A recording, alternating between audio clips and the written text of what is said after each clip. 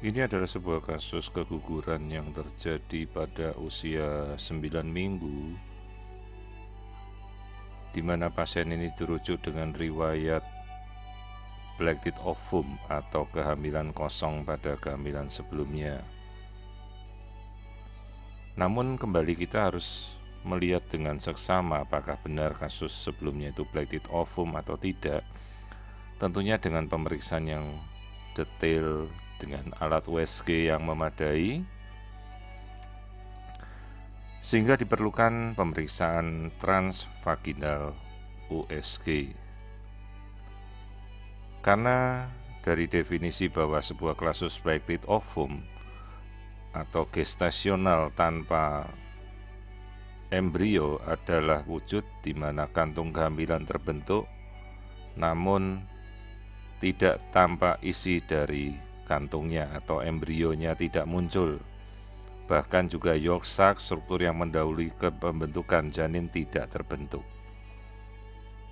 Namun pada kasus kali ini kita bisa melihat kantung kehamilan dengan adanya struktur embrio di dalamnya. Hanya saja tidak ditemukan detak jantung janin. Sementara struktur yolk sac juga sudah rusak karena pada janin yang tidak terbentuk, maka proses kerusakan yolk sac langsung dimulai karena yolk sac adalah cadangan makanan bagi terbentuknya janin. Sementara yang kita lihat sebagai kantung hamil yang kedua ini bukan kantung kehamilan, ini adalah gumpalan darah yang muncul di dalam rahim. Istilahnya adalah hematom subkorionik.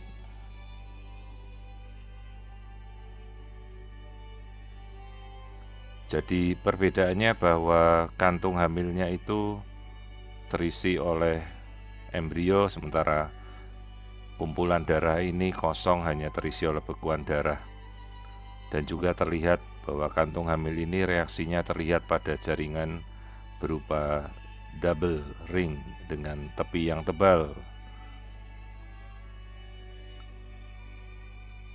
Jadi kosong, tidak terlihat adanya detakan jantung janin, sementara embrio terlihat. Bagaimana kita mengetahui bahwa tidak ada aktivitas detak jantung di situ? Kita bisa menggunakan teknik Doppler. Di sini kita melihat aliran darah pada pinggir kantung kehamilan. Dengan sendirinya ini adalah aliran darah dari si ibu. Nah, seperti ini kita melihat detak. Ini adalah detak jantung dari ibunya yang mengalir pada sisi dinding rahim. Sementara saat kita nyalakan Doppler untuk melihat aktivitas dari detak jantung janin, kita tidak melihat adanya aktivitas tersebut.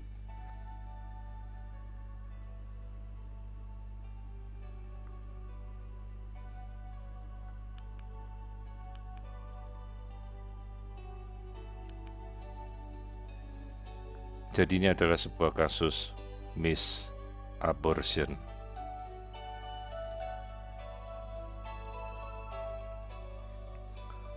Di mana kehamilan sudah berakhir sejak 6 minggu. Sementara proses kehamilan saat diperiksa sudah berjalan 9 minggu. Definisi dari misabortion sendiri adalah kasus di mana keguguran tertahan di dalam rongga rahim dalam periode tertentu dan tidak bisa keluar spontan.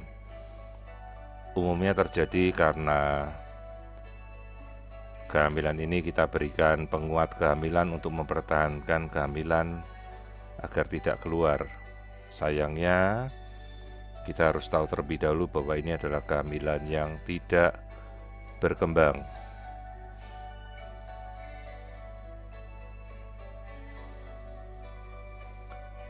Nah, di sini kita bisa melihat dengan rekonstruksi 3 dimensi, kita bisa melihat bagian dalam dari rongga rahim dengan kantung kehamilan dan lokasi perdarahan yang berada pada dinding rahim di sebelah kantung hamil. Jadi di sini kita bisa melihat janin tanpa adanya yolksa karena sudah rusak.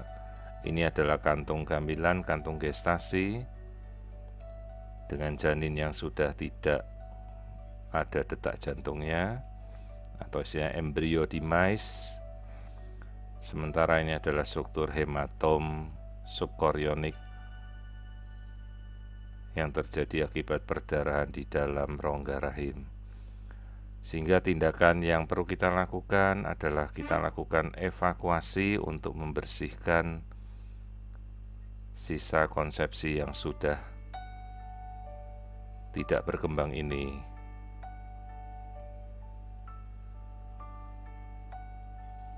Tentunya bisa dilakukan dengan kuretase atau mungkin pemberian obat untuk memacu dikeluarkannya sisa jaringan dari rongga rahim.